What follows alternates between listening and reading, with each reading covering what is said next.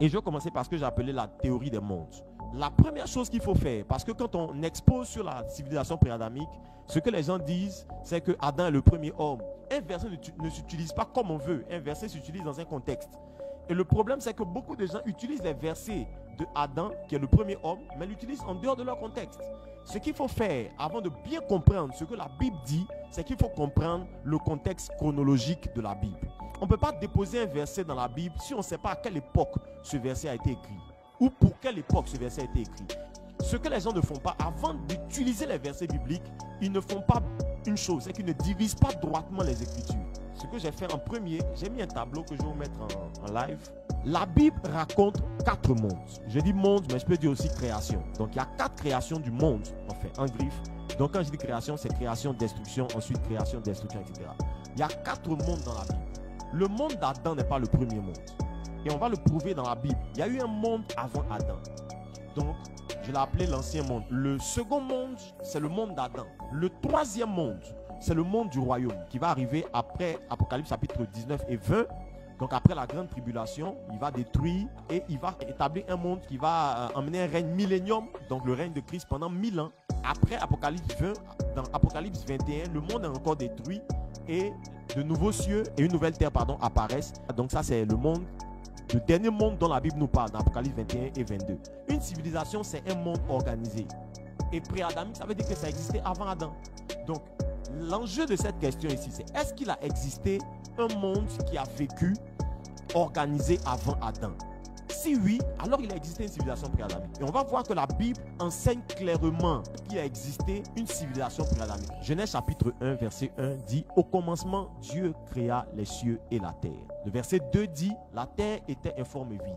Il y avait des ténèbres à la surface de la vie, mais l'Esprit de Dieu se mouvait au-dessus des eaux. » Le verset 3 dit « Et Dieu dit que la lumière soit et la lumière fut. » Le verset 1 lui-même, je crois et je le dis souvent, c'est le verset le plus lourd de la Bible. Genèse 1.1 là, tout a été créé dans Genèse 1.1. Parce que au sujet de la création, je crois que personne, aucun livre ne peut raconter tout ce que Dieu a créé. Parce que créer le monde, c'est pas créer le soleil, la lune, l'eau, les étoiles. C'est pas ça le monde. Le monde, il y a plein d'autres choses dans le monde. Et si vous lisez Genèse à partir du chapitre 1, le verset 3, tout ce qu'on cite dans notre création, dans ce que nous on appelle création du monde, c'est pas ça le monde. Il y a beaucoup d'autres choses qui existent dans le monde qui ne sont pas citées ici. On ne peut pas raconter la création. C'est pour ça que le premier verset est clair. Il dit au commencement, Dieu créa les cieux et tout ce qu'ils contiennent, la terre et tout ce que la terre contient. C'est tout. Et ce monde-là a vécu. Il a vécu jusqu'à ce qu'au verset 2, on ait une interruption de ce monde. Au verset 2, il y a une interruption de ce monde. Il devient informe et vide. Donc ça veut dire qu'il a vécu jusqu'à ce qu'il devienne informe et vide. Le mot informe et vide, on m'a dit une fois que la terre n'avait pas une bonne forme et Dieu a peaufiné la forme de la terre. Non. Informe, c'est tohu. Vide, c'est vabohu et vide, bohu. Ça veut dire désolation et chaos, tristesse, désarroi, destruction. Genèse chapitre 1 verset 2, c'est un verset de destruction. On va lire même un autre texte qui nous prouve que informe et vide là, c'était un problème. Parce que des gens m'ont dit, non, ça fait partie de la création. Dieu a créé le monde et puis il y avait un chaos et c'est du chaos que Dieu a sorti tout le reste de la création. Non. Il faut, quand on utilise un texte dans la Bible, il y a ce qu'on appelle les premières mentions, la loi des mentions. Il faut chercher le même mot ailleurs pour voir comment est-ce qu'il est utilisé et qu'est-ce qu'il signifie ailleurs. Si vous trouvez le même mot ailleurs et qui signifie qu'il n'y a pas de problème, ça veut dire que vous pouvez dire que Genèse 1, verset 2, il n'y a pas de problème. Mais est-ce qu'on peut lire ensemble Jérémie chapitre 4? On va voir clairement qu'il y a seulement 2 fois dans la Bible où le mot informe et vide sont utilisés. 2 fois. Genèse 1, verset 2, Jérémie chapitre 4, verset 23. La Bible dit, je regarde la terre et voici, elle est informe et vide. Les cieux et leur lumière ont disparu. Je regarde les montagnes et voici, elles sont ébranlées. Toutes les collines chancellent. Je regarde et voici, il n'y a point d'homme. Tous les oiseaux des cieux ont pris la fuite. Je regarde, voici, le Carmel est un désert. Et toutes ces villes sont détruites devant l'Éternel. Devant son ardente colère. Devant son ardente colère. Devant son ardente colère. La seule fois dans la Bible, à part Genèse 1, verset 2, où on décrit la terre en état de informe et vide, c'était au résultat de la colère de Dieu. Dieu venait de détruire la terre. Donc on ne peut pas me dire que informe et vide, ce n'est pas une destruction. Parce que la seule fois ailleurs où la Bible a explicitement citer le terme informe et vide, il décrit bien un chaos. Un chaos qui est le résultat de la colère de Dieu au verset 26. Il dit devant son ardente colère. Ça veut dire que quand la terre se retrouve dans l'état informe et vide, Dieu est fâché et Dieu la détruit. C'est dans vos Bibles. Donc le verset 2 de Genèse 1 est un problème. C'est une destruction. Ça veut dire que Dieu avait créé un monde au verset 1 qui a vécu parce que la terre, tout ce qu'elle contient, les cieux, tout ce qu'ils contiennent, ont vécu jusqu'à ce que Dieu détruise. S'il n'y a rien sur la terre au verset 1, pourquoi Dieu se met en colère et détruit la terre? Dieu ne peut pas se mettre en colère contre rien. Dieu ne peut pas détruire la terre de rien. Non. Ça veut dire qu'il y a des créatures qui ont vécu et Dieu a tiré colère de leur façon de vivre sur terre et dans les cieux. Résultat, au verset 2, il détruit la terre. Quand la terre est détruite, l'ancien monde prend fin. Le monde adamique commence au verset 3. Quand Dieu ramène la lumière, il va commencer à restaurer la terre. Ce que Dieu fait au verset 3, il ne crée pas la terre, il la restaure. Il ne crée pas le monde, il restaure le monde qui a été détruit avant. On va s'arrêter entre l'ancien monde et le monde adamique. Regardez, je vais vous montrer les événements qui soutiennent ce que je suis en train de dire.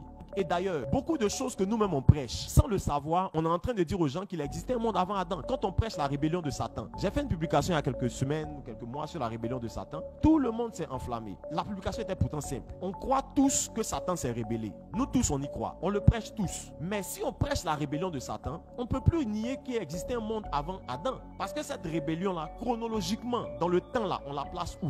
Cet événement-là a eu lieu quand? Cet événement n'a pas eu lieu après la création d'Adam. Il a eu lieu avant. Si un événement comme celui-ci a eu lieu avant, ça veut dire qu'un monde a existé. Le monde a vécu avant Adam. Tout le monde est d'accord que Satan s'est rébellé contre Dieu. Si on se met d'accord sur ça, qu'il n'y a pas eu de monde avant Adam, je veux juste vous poser la question, à quel moment Satan s'est rébellé contre Dieu dans notre Genèse sans un monde avant Adam? Si avant Adam, il n'y a rien qui a existé, quel jour, à quelle période de temps Lucifer s'est-il rébellé contre Dieu?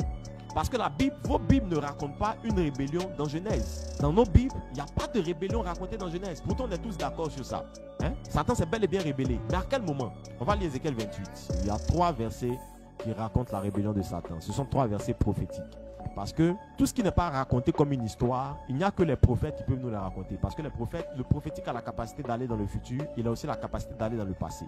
C'est pour ça que la rébellion de Satan a été expliquée par 3 prophètes, Jean, Ézéchiel et Isaïe. Ce sont les 3 seuls textes. À part ces 3 textes, il n'y a pas d'autres textes dans la Bible qui expliquent la rébellion de Satan. Tu étais en Éden, le jardin de Dieu. Tu étais couvert de toute espèce de pierres précieuses. Sardoine, topaz, diamant, chrysolite, onyx, jaspe, saphir, escarboucle, émeraude, or. Tes tambourins et tes flûtes étaient à ton service. Préparé pour le jour où tu fus créé. Première question, quel jour Lucifer a été créé? Premier jour, deuxième jour, troisième jour, quatrième, cinquième, sixième ou septième jour. Et si on utilise le mot jour, ça veut dire qu'il y a des notions de temps qui existaient.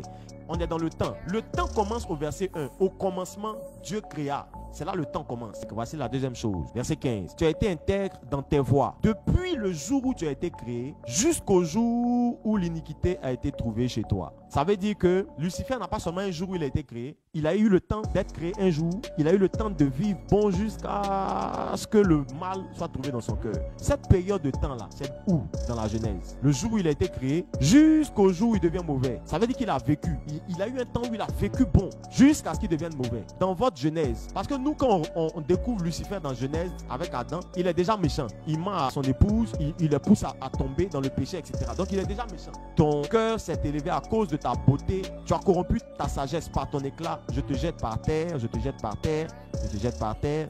Je te livre en spectacle au roi, par la multitude de tes iniquités, par l'injustice de ton commerce. Tu as profané tes sanctuaires. Je fais sortir du milieu de toi un feu qui te dévore. Je te réduis en cendres sur la terre. Je te réduis en cendres sur la terre, sur la terre, sur la terre. Aux yeux de tous ceux qui te regardent, aux yeux de tous ceux qui te regardent sur la terre, aux yeux de tous ceux qui te regardent sur la terre. Tous ceux qui te connaissent parmi les peuples, sont dans la stupeur à cause de toi. Tu es réduit à néant, tu ne seras plus jamais. Donc on nous dit que, premièrement, il a été créé. Ensuite, il a été bon. Pendant une période, il est devenu méchant. L'iniquité a été trouvée dans son cœur. Mais on dit que quand on l'a jeté là, il est tombé aux yeux de rois, aux yeux de peuples, aux yeux de gens qui le regardaient. Qui sont ces gens? Qui sont ces peuples? Qui sont ces rois? Toute cette scène qu'on décrit, sur laquelle nous tous on est d'accord. On est d'accord que Lucifer s'est rébellé. Toute cette scène-là a eu lieu avant qu'Adam ne soit créé. Si on parle de peuple, ça veut dire que c'est une société organisée avec une hiérarchie. Si on parle de roi, c'est des gens qui dirigent un peuple. Si on parle de gens qui le regardent, c'est une population. Ça, c'est suffisant pour parler de civilisation.